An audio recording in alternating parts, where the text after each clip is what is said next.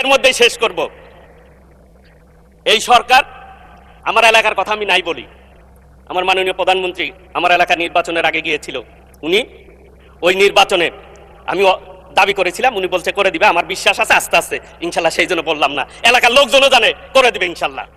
আমি আন্দোলন করে করে বিএনপি গত 17 বছর এই জায়গায় এসেছে, কাজেই আন্দোলনের ভুল ব্যাখ্যা দিয়ে মানুষকে বিভ্রান্ত করে কোনো লাভ হবে না।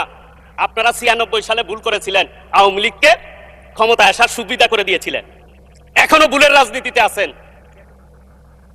86তেও করছেন, 96ও করছেন, ভুলের রাজনীতিতে আছেন। একটা কথা বলে যাই, এইবার যুদ্ধের কথা বলেন, বিভিন্ন কথা বলেন, একটি কথা বলতে চাই, এই সংসদকে সাক্ষী রেখে আগামী দিনে কোন আন্দোলন হলে, সংগ্রাম হলে বাংলাদেশের মানুষের পক্ষে হবে, হেরে যাবে রাজাকার, জিতে যাবে বাংলাদেশ ইনশাল্লাহ।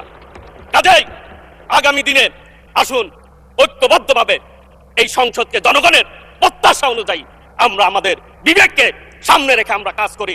এই সংসদে যেভাবে জনগণ আমাদেরকে ভোট দিয়েছে সেই প্রত্যাশা